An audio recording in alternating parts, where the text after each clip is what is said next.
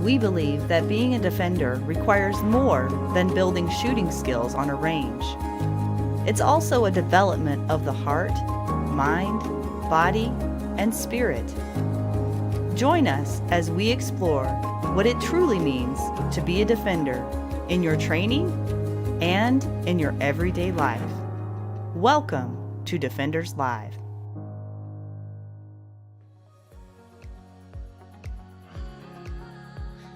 Of course I have an itchy nose. This never happens. What does it mean when you have an itchy nose? You're going to have a fight.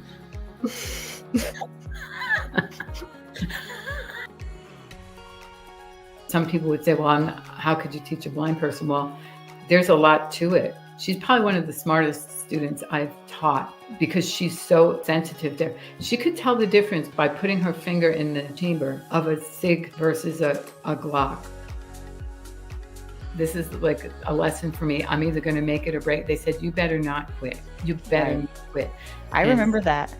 So I struggled with it for about 24 hours. and then I decided, I'm not going to let that one person's opinion drive me off the cliff, because this is what I was called to do. I feel God called me to do this, and this person isn't going to determine my fate in this. Okay, I'm going to take you off the screen and then I get all professional, okay? Okay. Good luck.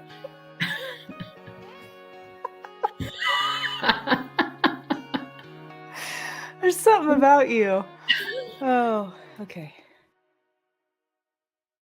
All right, guys. Tonight I want to introduce you to one of my dearest friends, Trish Reiss. Trish has been a friend of mine since I think I met her in 2016, and we'll get into the details a little bit later. But Trish was my very first handgun instructor. When I decided to reach out to somebody and take a class, my first basic handgun class, she was one of the instructors. And luckily, I was able to be supervised one-on-one with Trish the very first time I ever shot a handgun. So it was a really fun time, but I was super scared in the moment, and she put me at ease. She was kind. She was patient with me, and very calming as a teacher, which is exactly what I needed in the moment. And what I really loved the most about her was that even after we had done the live fire portion of the class, even though I really looked up to her, I couldn't believe there was a woman instructor in the class. She was very approachable. And every time I would ask a question, she never made me feel stupid about the questions I would ask. And so that just slowly developed into a relationship. And over the years, we've become really, really close. She kind of took me under her wing, and I'll be forever grateful to her for the start that she gave me. And she was even one of the people that encouraged me to become an instructor, which had never crossed my mind prior to her bringing that up. So she's a huge encourager of mine, a huge supporter. She always has been, and her husband Peter as well. They're just two people with the biggest hearts you'll ever meet. And so I just want to introduce you to her. She has a lot of wisdom. She's been through some things, and she's got a lot to bring to the table. So I'm going to bring Trish onto the show now. Hey, Trish. Hey, Laura. So I wasn't sure how to introduce you, but I just thought, well, let's start at the beginning, right? Because we've known each other for a while, but not a super long time. No. Pretty much since you moved here to Montana. Right, which was 2016. I think we met in the spring of 2017. Okay, you have a better memory than I do. No, I don't. So before the show, Trish and I were in our little pre-meeting, and we got I don't know if you ever got the giggle bug when you were a kid and you had a sleepover. Trish and I, we do that sometimes. And anyway, so we were trying to get on a straight face and be all professional for you, but we just love each other, and we're silly sometimes. So that, I don't know, if that comes out, it comes out. So I guess the best thing to do, Trish, is I want to let people know that you are a credentialed instructor, that you are a lifelong learner, that I'd love to let people know about why you started as an instructor, your background in New York, because you came Mhm. from New York, which is so wild to me. Um, and you are somebody who continues to learn all the time. That's one thing that I really love about you. And you're always trying to seek out new people, new information, and from all sides of the coin, right? And bring that to your students. And so that's something I really appreciate about you. But where did this all begin? Where did the firearms thing begin for you? Well, yes, I'm from New York, and that is not where I learned about firearms per se. Not in the city. I was born in Staten Island, the forgotten borough. A good reason for that. Um, we we moved upstate New York in the 90s, and I stay home mom with my kids and went back to work. I got a job at the county clerk's office, and from there I was assigned to handle the pistol licensing, and became the pistol licensing clerk. So that was all new to me, not really knowing anything about guns. No one in Staten Island hunted or owned guns. You couldn't have a firearm for personal protection on Staten Island. It was very difficult to get a permit. But working in the county clerk's office opened up a door for me to begin learning about firearms, meeting really awesome people. No one in my office liked to wait on the customers that wanted to add pistols to their permit. You had to register every gun that you bought, and if you sold one, you had to take that off your permit too. Wow. So it was data entry for me, but I really clicked with the customers, and we became friends over the counter. We talk about their new gun and this and that, and they kept urging me to get my permit so that I could shoot. And so finally, after probably 4 years of working there, my husband was not into firearms, did not want a gun in the house, but I finally convinced him that I wanted, to practice shooting, and bought my first Walther P22. And it sat in my closet for 6 months before I took it out, because I had nobody to teach me. And it was a little bit scary for me, because I sort of was going against, my home life of my husband not wanting a gun, Yeah. and then having the gun and not knowing how to use it. I just had this torn. I was torn between doing right and not doing right. Yeah. From a very Christian background, which does have some stuff to do with it, but he was just not into firearms.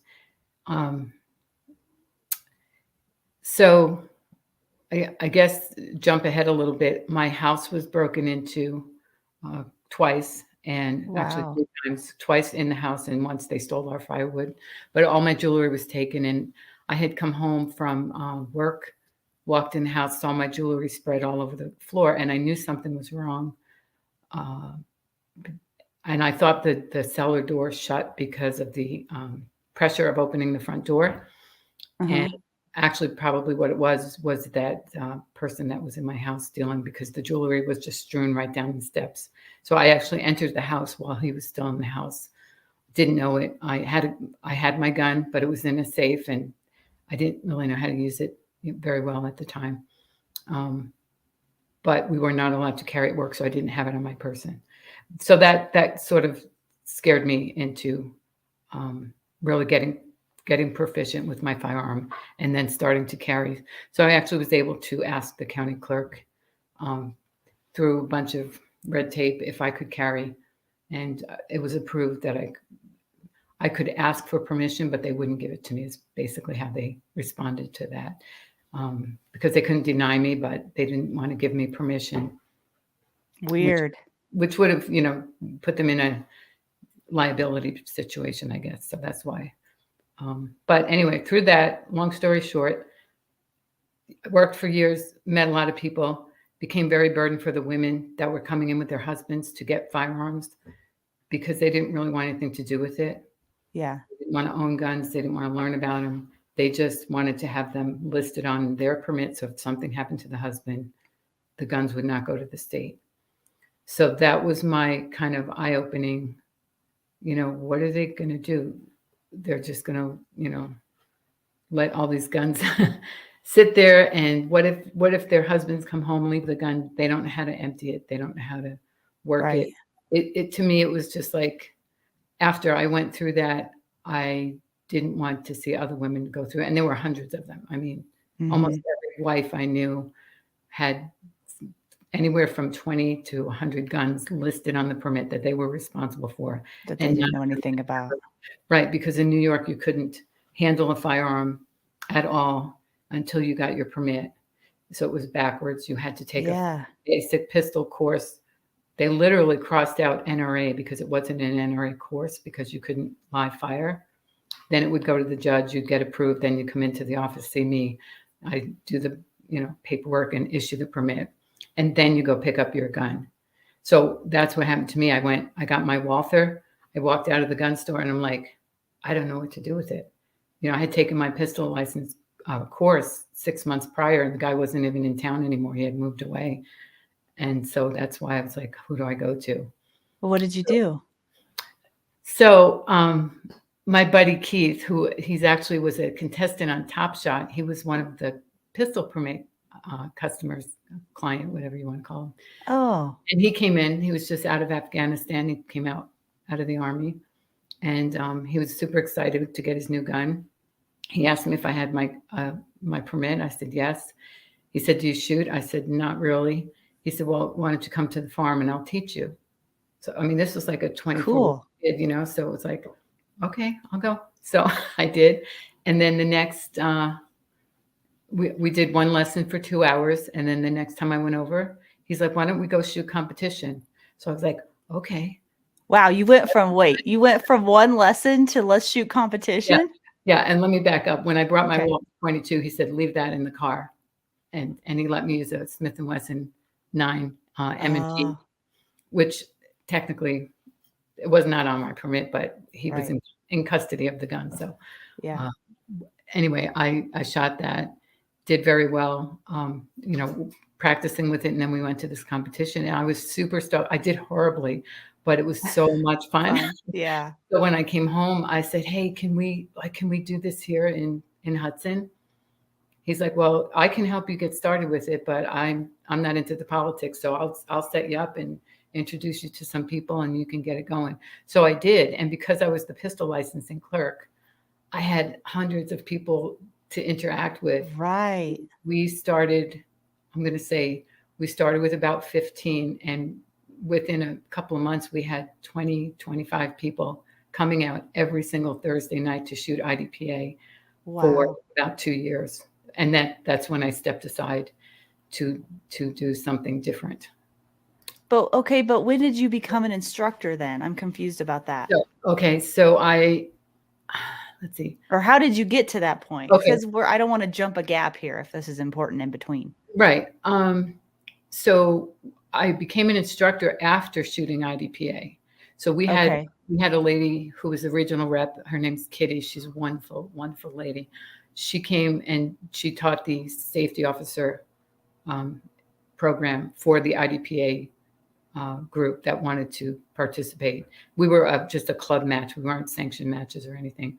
But she came in and several of us became safety officers. And from there, because of the interest, and we were trying to get people, because there were only 2 girls besides me, and we wanted to reach out. But I felt like I need to learn more to teach people, because the girls don't know how to shoot, but they want to. So they were kind of like me before. Yeah. So I was like, let me get my pistol instructor license, and then I can start teaching people, and then we can put them in IDPA, and we can, get rolling like it that. seems like everything is backwards in New York. It is. And I'm probably talking too fast. And no, it's fine. But it was one of the best experiences I've ever had, because the people were so generous with sharing knowledge, making sure you had the right gear, making sure you, they cheer you on. If you didn't have ammo, they'd give you ammo. They were just a great group of people, and we had so much fun. It was just great fun. That's where I met Peter. So in between that, there was a divorce in between there, and okay, I have to hear that story. Okay, because Peter he's awesome. He is awesome. So I advertised IDPA at the local club. And when I went to the following Monday, it was our second meeting. I think we did it on Mondays at first, and then we switched to Thursdays. But I I advertised it and then found out there was a club meeting and like their monthly meeting. So they said we can't use the range because there's too many people coming and going. So the range was closed on meeting night. So I was like, oh great, now all these people are going to show up and I'm not going to be there and I'm going to look like a jerk because I'm advertising this shooting match, right? So I went down there anyway and stood in the parking lot, and anybody who came in for IDPA, I would talk to them. I gave them flyers. I said, come back next week. And Peter came with his son, and we just got talking, and he was like, oh, what are you doing? I said, oh, I'm the pistol licensing clerk. So he whips out his pistol permit from like 1920. And it was all tattered and everything. He actually got his permit when he was 17. The judge, no kidding. Yeah. Wow. Which was kind of a funny story there too, but we won't go there. And so he came back the next week, and then he came into the clerk's office to update his permit, to get it. We had started doing. Oh, I see. Okay. Do you think that's really what he was doing, Trish? Back then, yeah. Okay. But he was very faithful and came to classes almost every week. He was there. Met my friend Debbie, helped me out because I wasn't really into like the socializing, reaching out, even though a lot of people knew who I was kind of shy, and she was really like a boisterous person that could just bring people in and organize stuff really easy and knew how to use the computers and digital stuff. So she became my right-hand man, so to speak. And we got that ball rolling pretty good, did the safety officer. And from there, we decided to host a basic pistol course. Sorry, my thing around. So we did that. I think there were 11 or 13 of us who became instructors, which we were basically sanctioned by the county. So we were able to teach the basic course for permit applicants.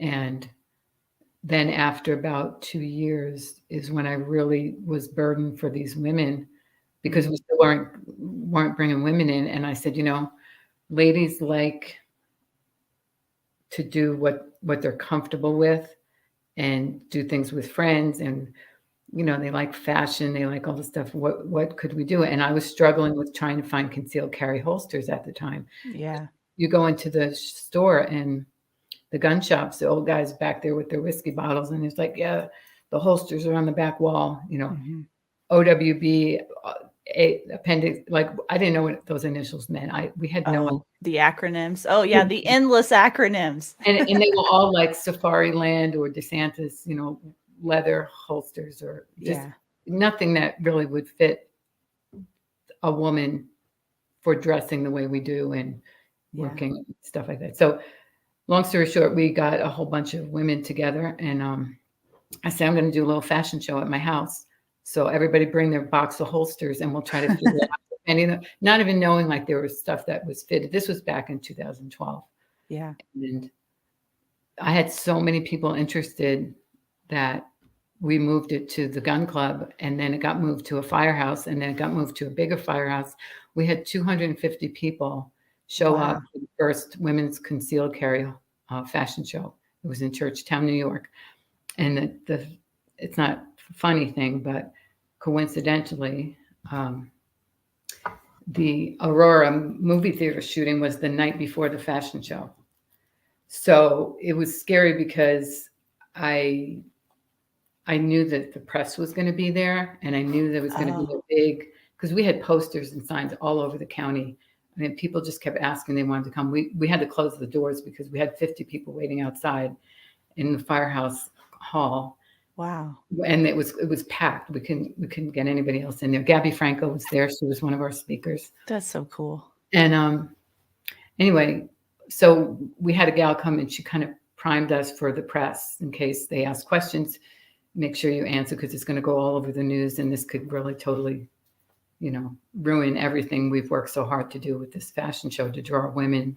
And we did it to educate the ladies so that we could get them in, use the fashion show, use the runway, and then here's the lawyer going to talk about use of force and the law in New York, and here's somebody talk about situational awareness. And That's a so great idea. we got all these different people together. We talked about pepper spray. We had little demos. We had vendors. It was great. Wow. And then the New York State Rifle and Pistol Association president, Tom King, came, and he said to me, "This is a $1 million moneymaker, and this is the best idea I've seen in a long, long time." He's like, "You need to market this." And I was going through divorce, and I'm like, I'm not a business person. This is a one and done for me. I can't do something like this. I just can't pursue that business. And a year and a half later, we had another one. We had 450 people there. They sponsored us, and they helped us along. They got the NRA to come and do a video of the fashion show in 2014. And that was up near Albany, New York. So that was pretty awesome to have that many people come for something like that. And Carrie Lightfoot came to that one. That's cool. To back up a little. So I was teaching women already. And before we did the first fashion show, I had met Carrie online because I was trying to find out, how do you conceal carry? I was on the internet. She had just started her blog. Mm-hmm. She hadn't started the chapters yet. So then over those next 2 years before she came out to speak at our fashion show, she helped me along the way. And I became a chapter leader in New York. And then when I moved to Montana, started a chapter here, which we're still running. Now it's Armed Women of America. And I'm a chapter member of the Girl and the Gun with the E-Chapter, which you're going to the conference too. I'm so excited. Yeah. There's going to be so many good people there. I can't wait. So yeah, we've got another road trip planned. Mm-hmm. So that's one thing that Trish and I do once in a while. Not as much anymore, but she's kind of my battle buddy that way. I mean, I remember one time I wanted to go on a trip to Colorado, and it was like last minute, and I called you and said, "Will you go with me?" And so we went down there. That was a very important trip. Yeah, it actually was. It was really, really fun. And so, yeah, Trish is one of those people over the years that has proven over and over and over again how big her heart is, how reliable she is, how much she cares about people. And I think that's a big part of your mission, isn't it, Trish? I mean, you talked about how when you first started, there just weren't people, or you didn't know who to reach out to. Mm-hmm. And instead of sitting on the sidelines and complaining about what wasn't available, you decided to step up and do something. And that's what you've done over and over and over again. So when you came to Montana, you kind of did the same thing. You said, what is there? Where is there a need? And how can I help fill that need? Right. Mm-hmm. Which is how you met me. Right. Yeah. So, yeah, I was just taking I guess the Montana pistol course just to kind of convert my New York permit over, which you didn't need to do that, but we took the course anyway because I was curious what was going on at the range that was offering the class. And the instructor, the lead instructor, asked me, what my background was, and he said they were looking for a female instructor. So we talked for a bit. I came to a few more classes, and then he hired me part-time. And that was probably in the very beginning of 2017. And I think I met you shortly after that when you came to your class. Yeah. So it was a real blessing because we just clicked. I mean, I remember you. Yeah. We were shooting to the north, which there's no. I remember that too. Yeah. I was like, there's not a huge berm over here, but confident. And you were so mad at yourself because you weren't hitting the quarter size hole in the target. And I'm like, I don't remember that. This girl needs to get herself out of the way. Because still working on that. You were so upset. You were doing so well. You were such a good student, and you're so curious, and everything was perfect, but except you maybe were a couple inches out. I mean, there were a couple flinches in the very beginning, but yeah, you really did well. And immediately I could see that you were a good learner, a good student, and that you were probably going to be a good teacher.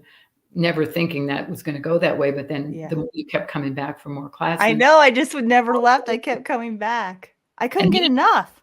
I think we did an article for IDPA competitive shooting, and we photos of you, and we offered that class, the intro to down, what was it, 6 weeks to Down Zero or something.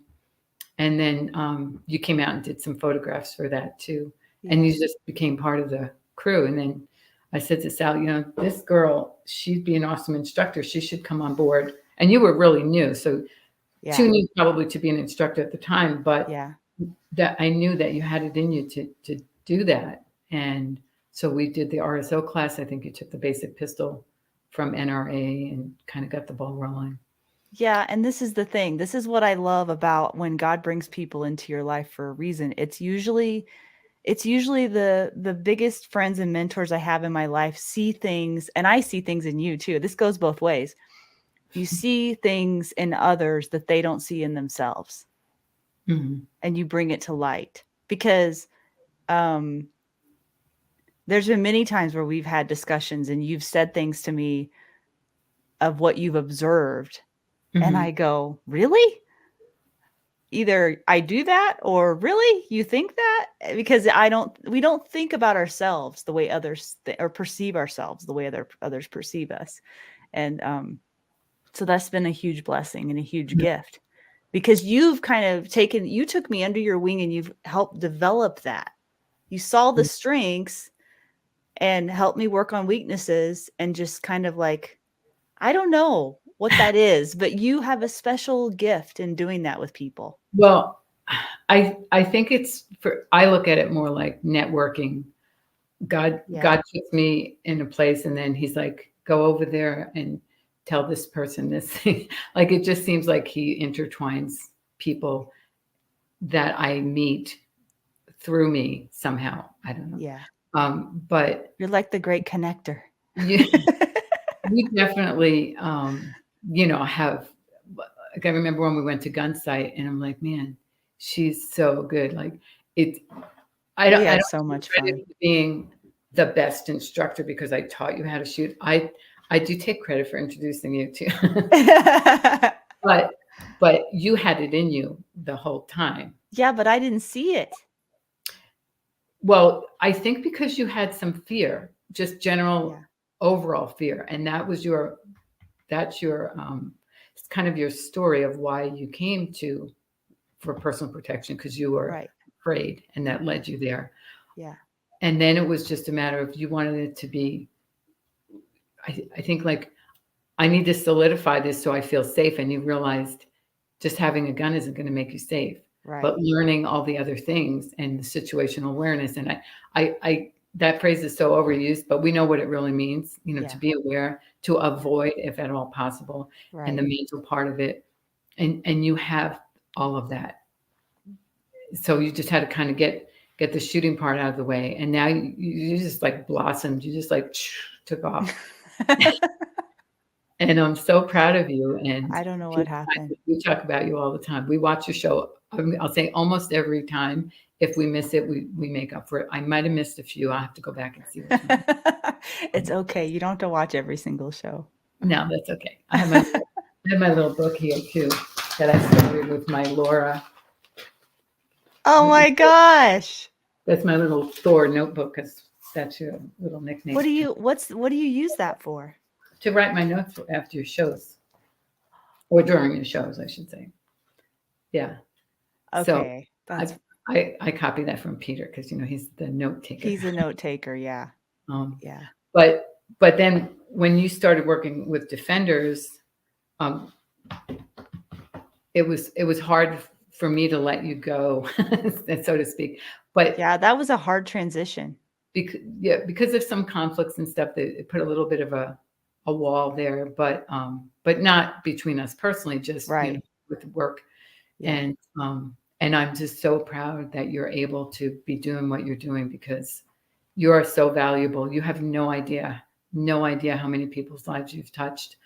We talked about the other day with this new the new Maggie that we have. She just, I don't know if she found you from one of the gals talking about Defenders Live, and she watched it one time and she's hooked. She just goes around telling everybody, carries flyers around about Defenders. That is so crazy to hear. So, and if she's doing it, other people are doing it too, all over, because you've got your audience all over the country. So, and there'll be more, because if the show turns out and I don't totally botch it and you put it on the air, then my friends back in New York will watch it and see my Say New York again. New York. If I talk to my niece Lauren, forget it. If my sister, Forget about it. Or how do you say that? I just say forget about it. But sometimes it comes out more than others. Well, I think it's funny that we're doing a show about Trish, and yet Trish turns it around and starts talking about how great and wonderful I am. This is just your nature. You're not good at tooting your own horn, which is part of the reason why I think I should toot it for you. Because you are usually you're the more quiet person in the background that really lifts people up quietly, Mm-hmm. and you never step to the front and want to take credit for anything.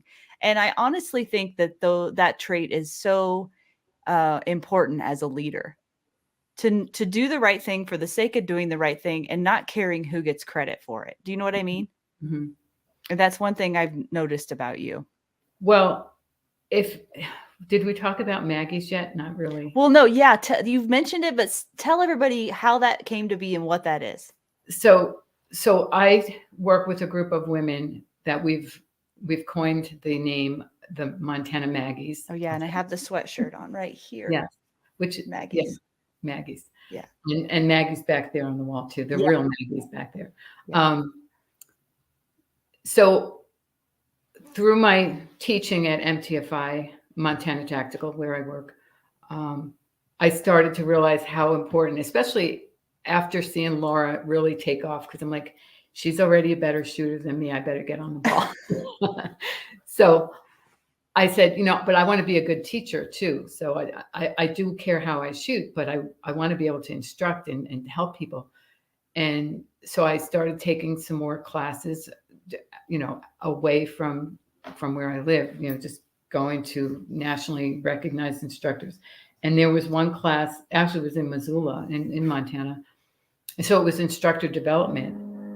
And I was a little bit afraid of taking it because I didn't know if the pre-rec met where I was at.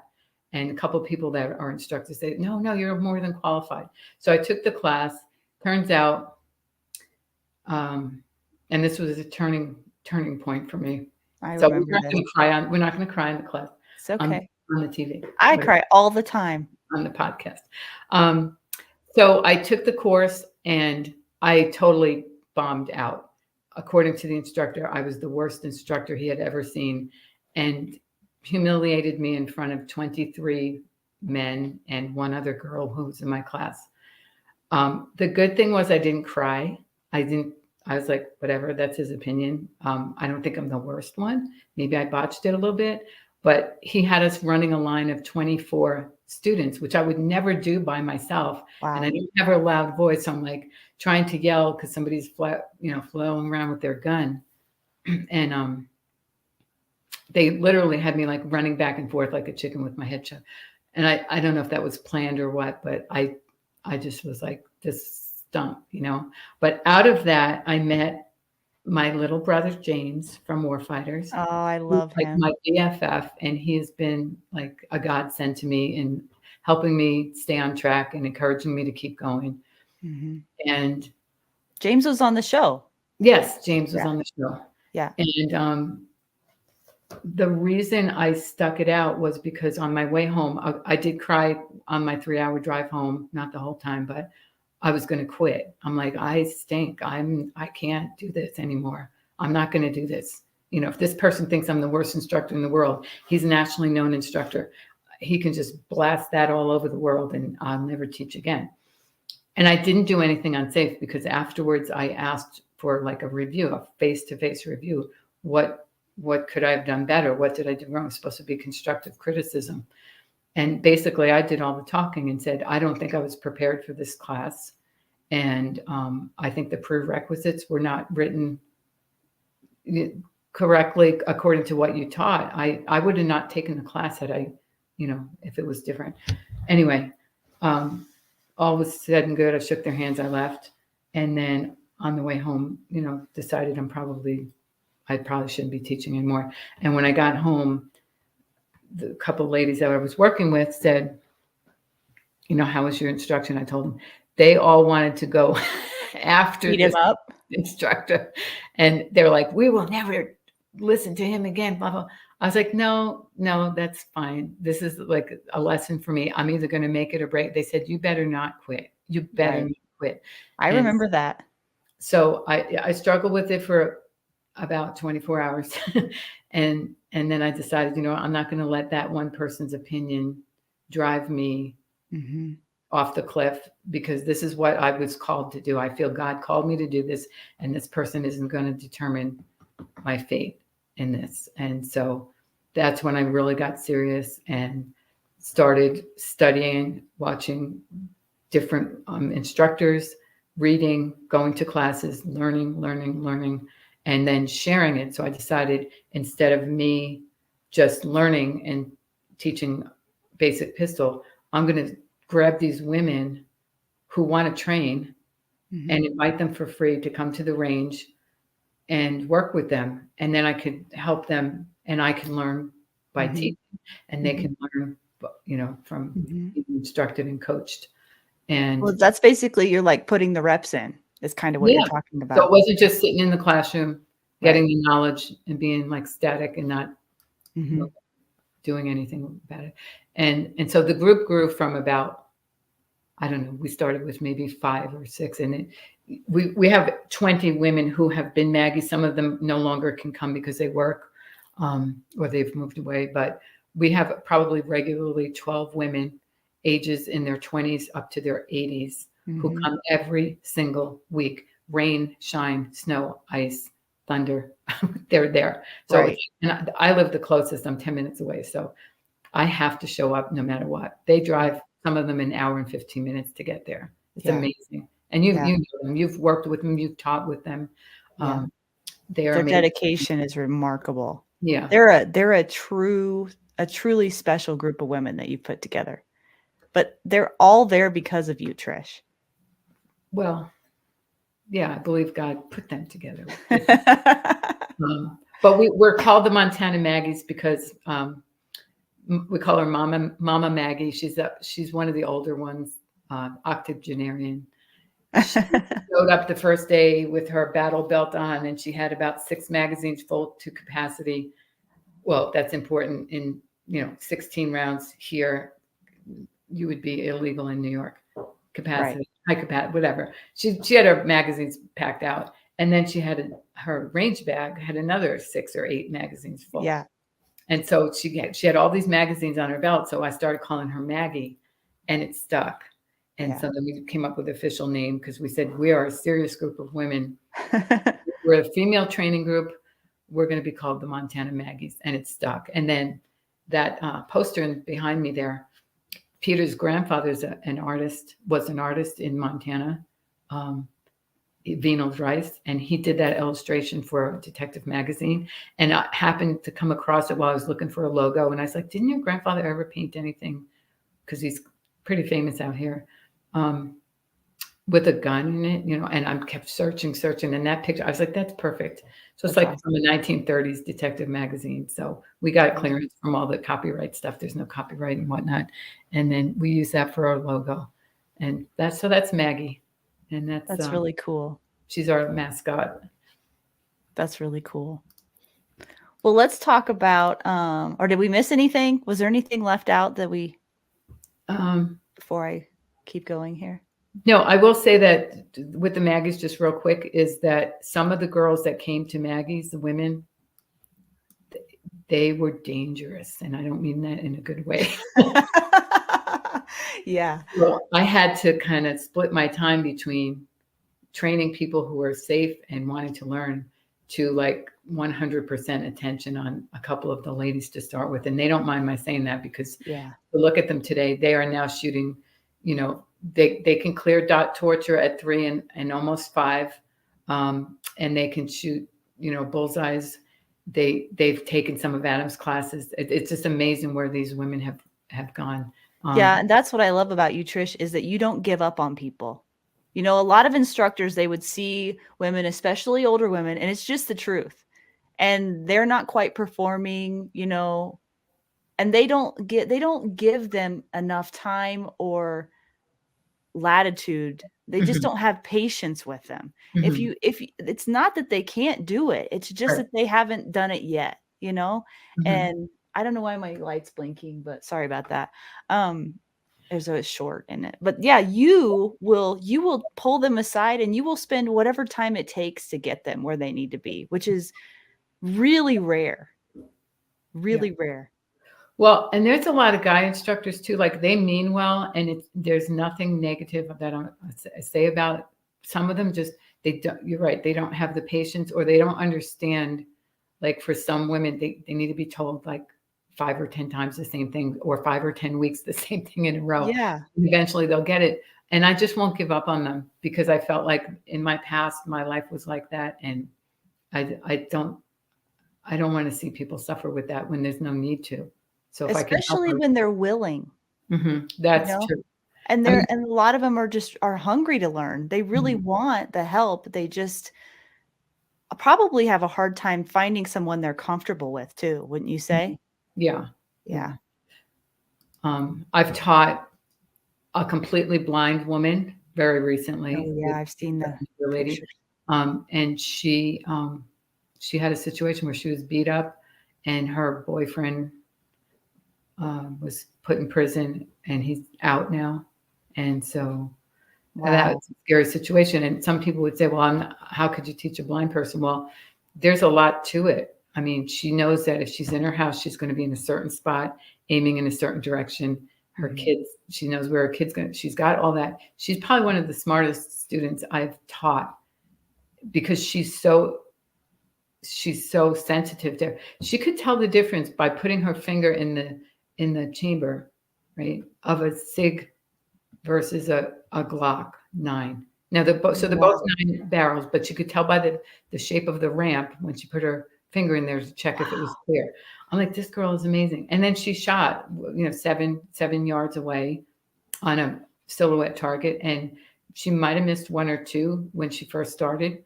We were throwing rocks at the target so she could tell where it was, and her hearing was able Uh, to direct her. Because we had to work with her a real lot to get that motion and those neural pathways to work to see where she presents the gun. So she knows that she can't just be anywhere in her house because she knows I have to go to one spot and be there. And if he comes in to attack me, I'm wow. going to hear him come that way. So she's already got a plan.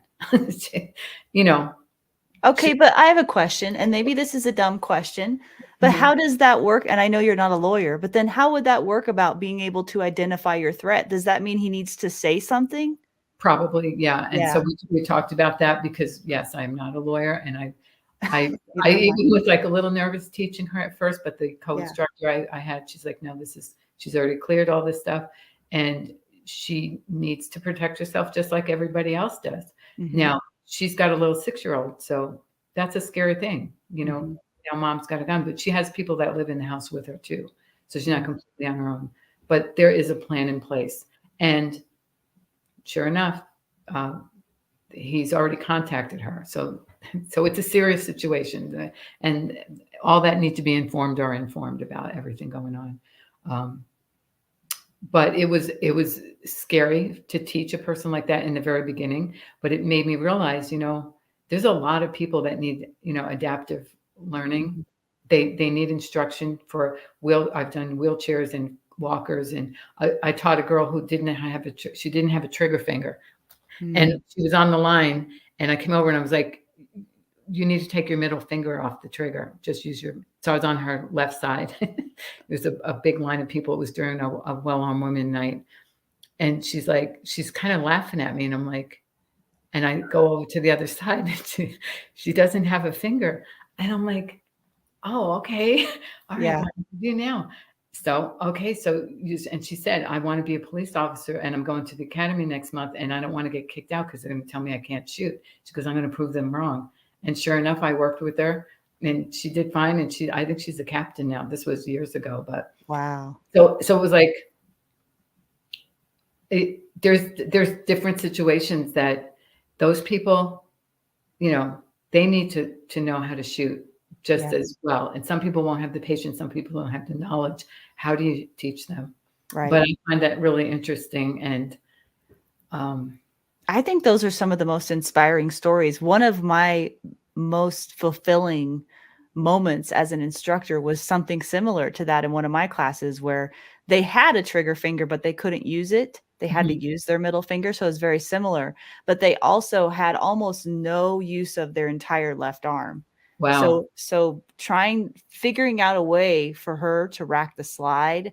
Mhm, She ended up figuring out a safe way to do it because she could basically use her right arm as a meat hook, so to speak. I mean, it had a tiny bit of feeling in it, but not enough to do anything. So to mhm. rack the slide, she had to, I'm trying to think. On her belt or shoe or something? No, she bent her leg, I think, and so the Oh, gun was okay. pointed in a Mhm, safe direction, but she used her leg, her left arm to hold the gun, and then she racked it with her right arm and then yeah. had to transition the gun back into her right hand again and Mhm, then use her middle finger to pull the trigger. And honest to goodness, I mean, how many times have people, this is, I know what you're going to say, but as it's like such a good conversation. I love it when this happens. Never judge a book by its cover, because how many times have we been in class and we think we know which mhm. people are going to be a problem, which people are not going to be good shooters or be good shooters. You cannot tell. And so I love it whenever underdogs Mhm, prevail. That's one of mhm. my most favorite things. And Yeah. so when I watched this woman in class, it forced me as an instructor to think differently, Mhm, because okay, here's how we say that we must do this, but she can't do it that way. Does that mean she can't do it at all? No. And so she found a way to adapt. And I told her, she's like, is it okay if I do? And this was all with dry guns at first, because I wanted to see what we're mhm, dealing with. And she's like, well, what about this? And she tried. I said, well, it's everything's safe. As long as you're safe, try what works for you. And lo and behold, I mean, that woman ended up out shooting almost everyone in the mhm. class. And Wow. isn't that the way that it usually Mhm, works? mhm. The Yeah, underdogs always prevail. they So, get do you have strength. any stories like that? Because those are so heartwarming. I love it. Well, I mean, the Regina stories, I have Oh, plenty. yeah. You know, she's, well, the best time for that, um, comparing that, situation of being the underdog was she wanted to shoot an AR-15. So, this Tell is people who Regina is, though. Regina is one of our Maggies. She's Swiss. She's the sweetest person. She's hard knocks, She but is stubborn as like she's really crazy. stubborn. Yeah. But she wanted to shoot the AR-15, but she didn't want to shoot the 223. So we talked her into getting a 9, and I mean a 22. She wanted the 22. We'd go through this whole class. The very last, it And was how old is she? she's 80 now. Okay. 80. She was probably 78 at the time, and she ran through the 8-hour class in the summer. Gets to the last. We had the VTAC targets. She's shooting through the top and the side and the windows and underneath. So she gets on the ground and she goes to take her magazine out and she slipped. So she was done shooting and the gun was actually empty. But she went to get up and take the mag out and she slipped and fell and she got a black eye. That was on Saturday and she showed up to Maggie's on Tuesday. And I mean, her face was black and blue Oh, like gosh. crazy. So we took a picture and sent it to her kids. She has 8 kids. Look what grandma's doing now. She sent to the grandkids, you know. Yeah. But she just keeps coming back. And a few times she was going to quit. She had some safety violations, and we had to kind of. I think you might have been there for one of them. Mhm. Um, and it was like you got to leave. And we is she going to be okay? Is she mentally okay to do this? She's getting older, and she worked through it. She stayed Mhm. away for a while and worked on some things, and she's very focused when she comes now. She's Mhm. so happy. She just thanks God Yeah. every day for this group of women and that Yeah. she can shoot. And she gave up her long arm sewing machine quilt making for shooting.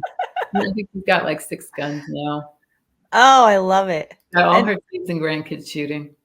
all of the Maggies are that way. Very determined, very loyal Mhm. women that have big hearts, would do anything for anyone, and that's, I mean, I think that's what I miss the most about being able to go. I mean, the shooting's fun too. It really is, to be able to go there on a weekly basis and get some rounds down range. But the camaraderie Right. is Yeah. next level. I mean, Everybody's got everybody's back. yeah, And it's yeah, sincere. It is. yeah, It's been, and for the older ladies, I'm going to say we have 3 that are either 78, 79, 80, and we have some 60-year-olds, a couple 50-year-olds, maybe one 40-year-old, and we actually have 3 new girls who are in their 20s, which I love because I yeah. love having the mix.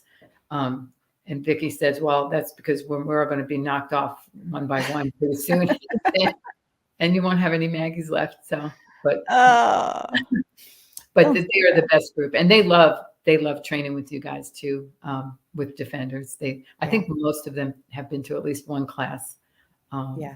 and so we look forward to more out here.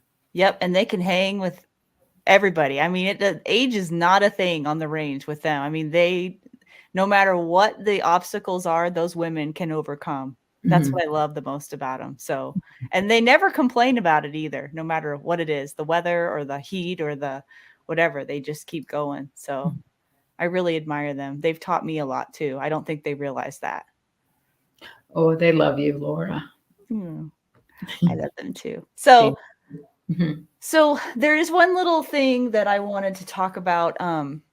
It's not a huge thing, and if there's anything we're missed that we've left out, please interrupt me, tell me, because I don't want to leave anything on the table here. But I do think that it's interesting, especially since we're talking about the Maggies right now, and most of the Maggies, well, not most. I don't know what the ages are. It's a wide age range, but some of them are older. Right. And I have some older men too that I train with. That sounds kind of weird, but there are older men. Maggies are looking for some maggots. No, no, we won't call them that. What do we? I forget. Magpies. They could be I the don't know. magpies. I'm sorry. Go ahead. I don't know. But anyway, my point in saying that is that there is a segment of the population, I think, sometimes that gets overlooked, which we just talked about in gun training. But also, the other aspect of it, too, that we talked about on the phone yesterday is that I've been getting questions from older people, 60 and over, that Mhm. are wondering, what can I do to stay in decent enough shape and fitness so that I can continue to shoot, so that I can defend myself if I need to. And I don't really hear a lot of talk about that. Mhm. And I do think that that's important. I think that we sometimes exclude that people that are older, not meaning to necessarily, but when we talk about fitness, that looks a lot different to someone who's over 60 versus somebody who's 20. And Mhm. so I know that's something that you've personally been working on. And you told me a story yesterday that was just like, I don't know, it's just really inspiring to me. So I wondered if you could share that with people, and maybe through what you're doing, maybe that people could get some ideas also. Okay. So you talk You about, don't want to talk about it, do you? well, no, I don't mind. Okay. So I started realizing I'm in my 60s, and I'll be on Medicaid this year. So, but I started realizing that I'm out of shape, you know, more than I'd like to be for what I'd like to do. So put it that way. Okay. Yeah. You always can get in better shape, but things I want to do, I don't do because I feel like I'm out of shape, and I can fix that if I want to. And I say I want to, but then I don't do it. So this last year in the fall, I have a new grandson who I love to pieces. When I came home, I was like, it's really hard for me to to be on the floor and getting up. I had problems with my knees. Da, da, da. So how can I fix all this stuff? I need to start doing something. So rather than wait till January 1st, which is what I usually do, and then I stop by, I think they say the average is January 19th, the resolutions go out the window. I decided to start walking in my yard. So I made it possible for me to do what I needed to do within the means. Do what you can, With where what you you are, with what you have, right? Mhm. So, okay, so we made a trail in the yard. I started walking. I started getting up at the crack of dawn, wait for the sun, go outside. I was so proud of myself. I did it for like all through December. It was freezing cold. I loved Yeah. it. All through January, toward the end of January, I got up one morning and I couldn't move. My feet were plantar fasciitis is what I have right now. Oh, So I was so disappointed because I had actually started running. I was doing some high intensity, like run for 30 seconds, stop and slow down and stuff. And then I was just like pouting. I was like, I can't let this happen. I'm not supposed to get in shape. Da da da da da da da. I was like, no, you're not going to go there. You're going to get a bike and you're going to sit on a bike. I love this. You pedal your butt off. You're going to do with your feet. And because every time I would force myself, I'm just going to tough it out. I'll put different shoes on. I'm going to go walk and I would be home, in 30 minutes, I'd be crippled. And so I know, like, am I damaging it more? So I was like, all right, I can't do that. And so I decided to get an exercise bike, and found that like some of the muscles I'm using for that are actually being worked more than when I was walking. So lifting weights, doing things. So I encourage my women at Maggies to do stuff too, because they're all can't rack the slide. Yeah. You don't need to get a different gun. You need to just work the slide. You need to do little bits. Don't overdo it, because then you get hurt and then you want to quit. So just implement little things. And I'll say probably 80 to 90% of our girls are active, no matter what their age is. They're either on a rowing machine, on a treadmill, or what's that elliptical thing? I think that. And they love that they've gotten back into doing something physical, because it helps them in the shoot. And they see that if I do this, it helps me in my shooting. Right. And loving to come to shoot makes them want to exercise. Well, and we talked about yesterday about how holding yourself accountable and keeping promises to yourself is really, for me, the biggest benefit of fitness. Like, I thought it would be feeling jacked and, ooh, I look good. And that's not it at all. It's all about what it does for my mental clarity. I'm a better mom. I'm a better friend.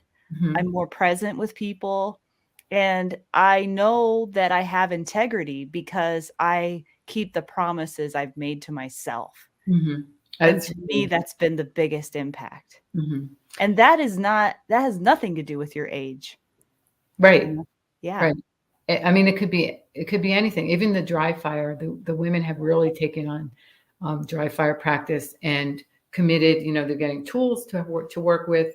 They're setting up their rooms to do it. They talk about it all the time. So it's grown from just like, I want to learn how to use my gun that my husband left me for protection because I'm alone, which evolved into they live to come to Maggie's on Tuesdays. That is one of their highlights of their life. It's like, what? It's like 2 hours of shooting, but no, they love it. We love it. It's just the best thing. And I encourage anybody who is an instructor that maybe is, got a group of women, if you're able to, because you're not working full time or you have the time to do it, and you've got a group of women to rally around, find a range and just do meetups. We've got the armed women and we've got a girl and a gun, but this is different because it's a smaller scale. All of the girls have taken emergency first aid, RSO training. There's a plethora of courses that they've all taken. So kind of like we're all on the same page. We're at a little bit different levels, but for the most part, everybody's on the same page. And then they want to volunteer. So if there's an event in a local, range, something happened to women on target, they're already prepped to be helpers. And then they recruit other women to do the same, to get involved and find a group of people they can go shoot with, or take some classes so you can be confident to go to the range by yourself and feel safe. Because I think that's the biggest thing with women and some guys too. Like you talked about the men. I don't want to leave them out because there's been quite a few guys in the co-ed classes that I teach. And they come across like they're embarrassed because they think they should know, but they don't. And that's really not safe because they get embarrassed and they want to try to do it. But if you approach it the right way and kind of let them show you what they don't know, like they'll start shooting. I don't right away say, fix your grip, fix your stance, do this. I let them shoot and I'll say, hey, that's really nice. Do you want to, can I show you something? Right. Tweak something. And then they get a tighter group and they're like, ooh, I like that. And then they'll listen. But if I just come right out, whatever, they don't want to listen. And Right. I've lost them at that point, and that's my fault, not theirs. Yeah. So, Approach is really important. yeah. Yeah, that's good. Did I answer your question though on that other about? Yeah. Yeah. Yeah. No, I wanted people to know that you're leading by example, that you are always reinventing yourself and you're always seeking new training, new information. You're always trying to grow yourself and those around you. And so that's really the gift that you are, that you have been to me and continue to be the gift and blessing in my life that I just really appreciate. Oh, Lora. No crying on podcasts. And you're the one that started it all. Well, you have blessed me and your show. I've gotten so much information from everybody that you've had on the show. Me too. But most of all, I'm so proud and I'm so happy that you are in your niche and God is using you in a mighty way. And this is just the beginning. I mean, look at all the contacts you've had through your show and all the people that you're helping. And you're growing just as a person. You just have really blossomed, and I love what I see. I can't wait to see more. Yeah. Oh, thank you. My little sister, my little daughter. I don't know. She's a little bit of my sister. We can't decide if we're sisters or mother, daughter, or what, but we are kindred spirits, I think, for sure. Yeah. And I think that's what drew us together right at the beginning.